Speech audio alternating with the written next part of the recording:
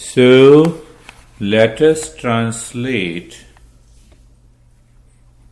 Patanjali second sutra in our daily living. Yogaschitta Vritti Nirodha. So the greatest commentator on Patanjali, known as Vyas, he comments and he makes us understand and opens the formula, the sutra, Yoga Chitta Vritti Nirodha. So the Vyas, the commentator, explains the Yoga Samadhi. Yoga is mindfulness. It is the fourth state of consciousness. We happen to be in a waking state, dream state, sleep state, and meditation state. So what Vyas explains is the highest state of meditation. He says we all have to be in that state, fourth state of consciousness. We have to be into that state. We have not to practice. Can you practice waking state? Can you practice dream state? Can you practice sleeping state? No. Similarly, we do not practice meditation. We are in meditative state or not. So eyes are closed and just become aware. Awareness leads us to the second word in this sutra that is known as chitta. Yoga chitta. Chitta. Chitta means mind. That mind also includes the mind stuff, the memories of the past experiences, all. And then comes the vritti. So the mind and the content of the mind. So the Vyas comments that mind, all experiences happens in the mind. I know you, it is my experience, it is a thought. You know me, I don't know you. You know. I'm in anxiety, I'm in suffering. I'm getting pleasure, I need not to practice it, I need not to learn it. So all these are happening in the mind. They are experiences in the mind. So the mind and the content of the mind. Yoga is the fourth state. Cannot be practiced like the waking, dream, and the sleep. Two words, mind, the chitta, and the vritti. And the fourth word explained in this formula, yoga chitta vritti nirodha. So the Sanskrit word nirodha is translated in English as condone, prevention. There is a storm outside, you close the door, so door is nirodha. So door prevents the storm to affect us inside. You close your restroom, the door, see that. You button your shirt, nirodha. It means we are not fighting with it. We are not struggling. The thoughts and the feeling and the sensations and the memories of the past are prevent it to enter into the mind and become a content in the mind. How easy it is. Who prevents? That is the question. In the beginning, the mind. How the mind prevents? The mind should know it. Simply know it. It is a content, and let the mind be free. You know the content. What is that content? Say example, I like you. This is a content. This is an experience of the mind. So you tell your mind, thank you. Okay. It is good to know that I like you. That is all. I hate you. It is good to know I hate you, mind, but I'm not getting carried away by you. You see that? All our experiences on the highway, when we are driving to our home, is left out the moment we enter into our home. When you enter into your home, you are there. You don't practice to be in your home. Understand that part. Once we understand, you happen to be in your home, you don't practice to be in your home. When you drove your car from office to your home, you have left the highway, you have left all the vehicles, traffic, you have left the street, you have left what is outside your house.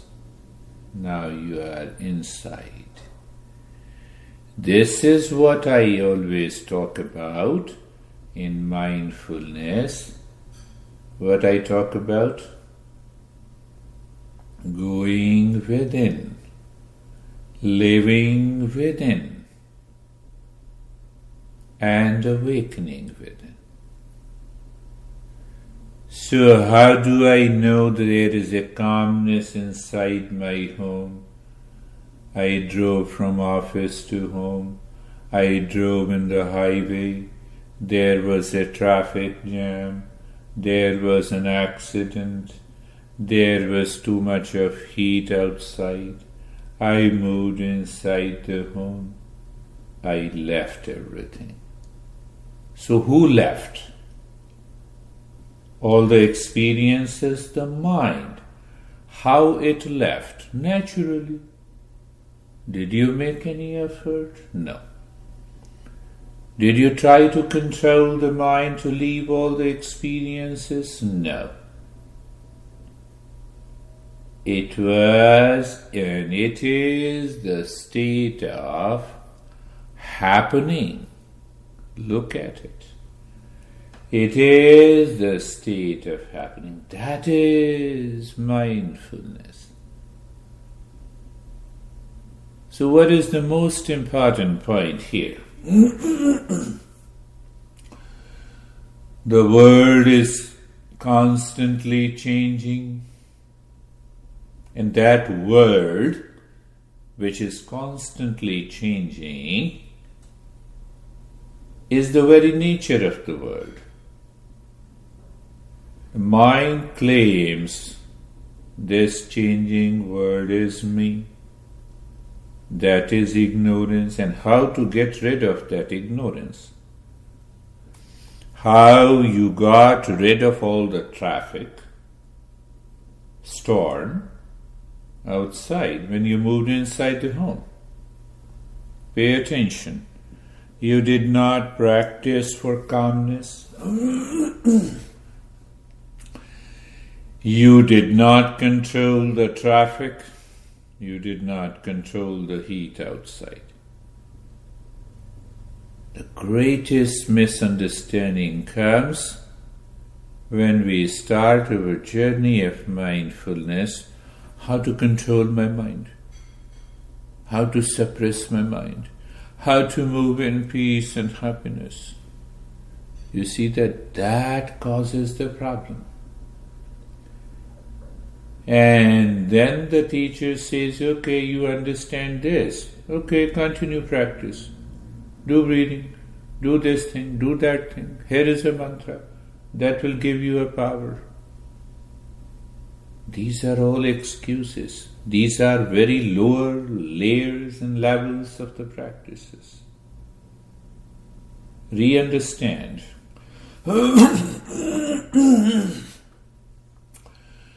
First word, yoga is mindfulness, as explained by the greatest commentator of Patanajli Yoga Sutra. The Vyasa was contemporary. He was also a great master. He authored hundreds of books. Then Chitta Vritti. Chitta is mind and Vritti is the content of the mind. And these contents comes from outside. So before they come, we say to the mind, hold on, not required. Don't you open the door when someone knocks the door? Why don't you buy this as the product? And what did you say? Thank you very much, I don't need it. Do you struggle? Do you fight? See that. So that salesman is looking at you. If you are interested, he will drive your mind to attachment. Same thing happens. That when you look at an object, you get carried away because you like it or you dislike it. Liking and disliking causes the thinking. The thinking leads to attachment or detachment. And attachment leads to an experience of the pleasure. Detachment leads to an experience of the pain, anger and anxiety. Then what happens? The mind is revolving around.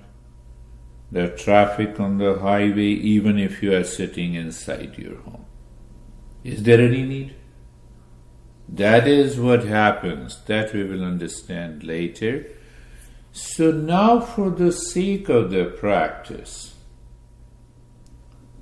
in Eastern wisdom is known as upaya. What is upaya? Upaya means approaching near to the happening state, approaching near to the mindfulness state. Understand, my friend. Understand. Know it. So for the sake of the practice today, I go back to the natural state. What is first natural state? Being comfortable. So looking at ankle joints is a content of the mind because it is your experience. So we are asking the mind just to be aware of ankle joints. Awareness brings sensation, being comfortable, and it is done. What is the definition? Naturally, we don't allow any content of the mind to stay. Why? Because if it stays for longer, that is attachment, that is identification. Why? That is so mind is constantly changing. Mind cannot hold on to any object or a person or a thing. When we claim that, I have been thinking about you for 5 years, it is a joke. The mind is constantly thinking. Mind cannot do that. It is constantly changing. The very nature of the mind is jump from one object to the other, from one person to the other. We hold on because of the society, because of the morality, because of the ethical, and that causes a lot of challenges. We will understand that later. Look at the hip joint. So the hip joint is the content of the mind. What Patanjali says, mind and its contents. Nirodh, prevention, natural withdrawal. The way you withdraw your mind from the entire traffic on the highway you were driving home. Look at it. There is nothing in it. That's why I normally say the mindfulness journey is doing nothing. So look at the entire body, content in the mind. Body is a content. And then you experience the body is comfortable. If it is not, you just undo the unease and the discomfort. Then comes, you see, there are two layers of our perception. One is purely physical, sensual perception. I see you physically. Sensual perception. I see you mentally, thinking, feeling, experience. That is mental perception. So look inside your head. That is also a funny thing. When you look inside the head in the space, again, that space is also a funny thing. That we will understand later. The master in the Eastern wisdom always guides you from where you stand. He or she doesn't guide you based on your questions and the miseries and your desire. Why? Because you are more important than your mind, which asks the question. So when you communicate, he or she understands your level of evolution based on your queries, your challenges, your problems. So that happens in the mind. That is not physical. So for that you are carefree. Carefree? Where is carefree from the cares? Who cares? The mind. How it cares? It jumps from the one thought to the other. That much is okay. But when it jumps from one thought to the other, and then we get attracted and attached to the thought, that attachment is the problem. Jumping of these experiences by the mind has nothing to do with any issues. How come? Now you look into the sky, there are dark clouds. Is there any problem? No. The sky is clear. Is there any problem? No. So in one of the texts by a master known as Dattatreya, he says, Mano vai gaganakara. Mind is like an infinite space. The mind is not the content of the mind. The water is not a glass or a bottle. See that the container is different.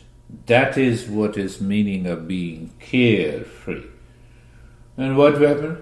We always try to make an effort to be carefree. I had a lot of thoughts I was controlling and I was continue to suppress and nothing will happen. Yes, because you are working on the mind, struggling, the mind is not scattered. You may experience some relaxation and some peace, and it will disappear from your life. once you return from the so-called practice. Look at it. Understand it, my friend. So you're carefree. When you're carefree all the time, 24/7.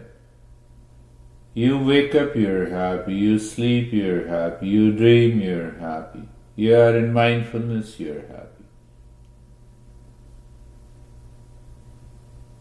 You sleep late, you're unhappy. You dream, you're unhappy because you dreamt that you are dying. Why? Because I'm attached to my body. I wake up in the morning with hangovers or tiredness or fatigue. I'm unhappy. Come on, they are the contents of the mind. Let them come and let them go. Don't get attached to it. That is the meaning of being carefree. And then let me move to the teachings of the Buddha. Preksha. He uses the term preksha for being carefree, or sometimes vipassana. The Mahavir uses the word preksha, Buddha uses the word vipassana. Dekhna, seeing, looking. What you're looking? I'm looking at the sky. There is a blue sky. It stretches to the infinity. Then there are dark clouds. Then there are white clouds. I see the plane too far in the sky is also moving. What is the problem? That is the meaning of being carefree. Mind is the space. The mind says, no, you are suffering, thank you. You are in pleasure, thank you. You are good, thank you. You are bad, thank you. Where is the attachment? Where is the need to control? Nothing. So because of these, people do not live to that level of evolution. So the master then says, okay, let us work on the mind through the mind itself. How? Look at the breath. Simply look at the breath. Examine, observe, experience the breath. Breath goes in and out. Feel the sensation of the breath. No change in the rate and the rhythm of the breath. Finished. That is what happens. We are in mindfulness. My friend, when the mind is impure, it will give undue importance even to the breath or to the body or to your experiences.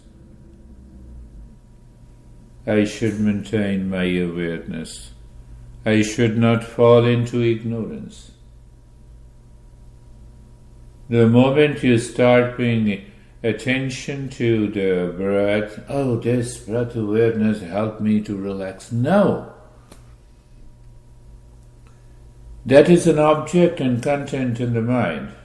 Objectless state of the mind is meditation. It is mindfulness.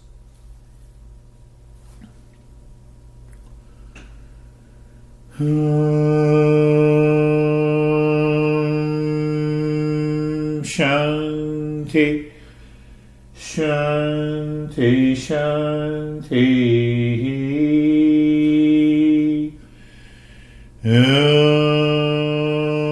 Shanti, Shanti, Shanti.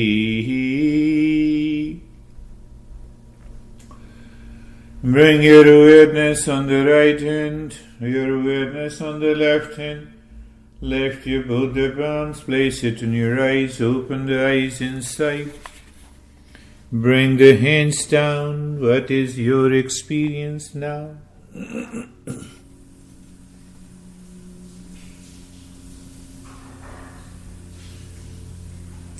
How do you feel? I don't hear you. That is also a content. And you were relaxed. Yes.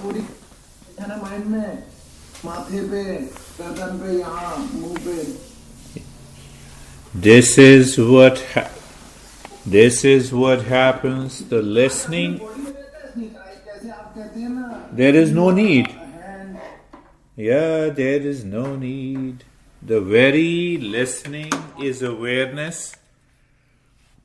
The very listening is moving into the state of mindfulness.